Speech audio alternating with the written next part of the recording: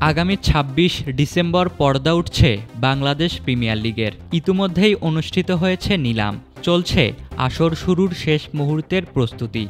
আর এবারের বিপিএলকে নতুন আঙ্গিকে উপস্থাপনের জন্য বেশ কিছু উদ্যোগ হাতে নিয়েছে বাংলাদেশ ক্রিকেট বোর্ড।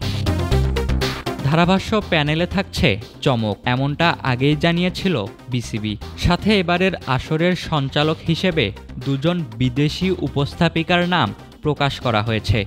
তারা হলেন পাকিস্তানের জয়নব আব্বাস ও ভারতের রিধিমা পাঠক। নিজেদের ফেসবুক পেজে ভিডিও প্রকাশ করে এই বিষয়টি জানিয়েছে বিপিএল কর্তৃপক্ষ।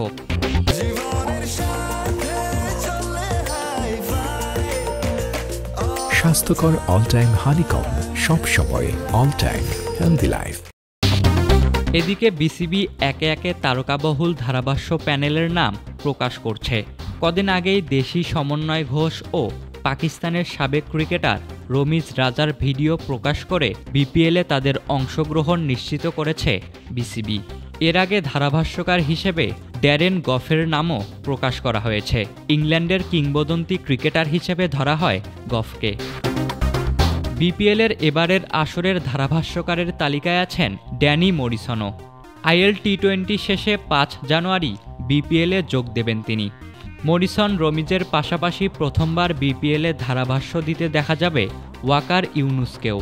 এর আগে তিনি বিপিএলে কোচিং করাতে এসেছিলেন সিলেটের হয়ে। আর অন্যদিকে বাংলাদেশের বেশিরভাগ সিরিজের ধারাভাষ্যকার হিসেবে দেখা যায় পারভেজ মাহরুফকে। শ্রীলঙ্কার সাবেক এই পেসার থাকছেন ধারাভাষ্য প্যানেলে। এছাড়া অস্ট্রেলিয়ার জেমি কক্স ও ওয়েস্ট ইন্ডিজের স্যামুয়েল বদ্রিকেও দেখা যাবে বিপিএলের ধারাভাষ্য দিতে। আর উপস্থাপকের দায়িত্বে থাকা জয়নব আব্বাসও বেশ কিছু ম্যাচে ধারাভাষ্য দিতে পারেন বলে জানা গেছে। প্রথমবারের মতো বিপিএল আয়োজন করতে যাওয়া ট্রান্স গ্রুপ বাংলাদেশের সমর্থকদের ভালো মানের খেলা ব্রডকাস্টিং দিতে আত্মবিশ্বাসী। বিদেশি ধারাভাষ্যকারদের সঙ্গে বাংলাদেশিদের মধ্যে আতাহার আলী খান, শামীম আশরাফ, মাজহার উদ্দিন অমিকেও দেখা যাবে।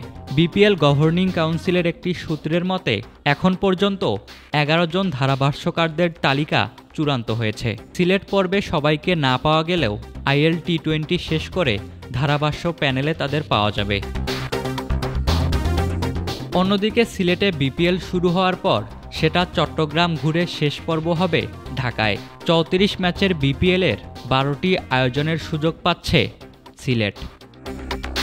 সমান ১২টি ম্যাচ হবে চট্টগ্রামের ভেন্যুতেও। এলিমিনেটর, কোয়ালিফায়ার ও ফাইনাল সহ মোট 10টি ম্যাচ হবে মিরপুরে। আর বিপিএল শুরুর আগে ২৪ ডিসেম্বর ঢাকায় হবে টুর্নামেন্টের উদ্বোধনী অনুষ্ঠান।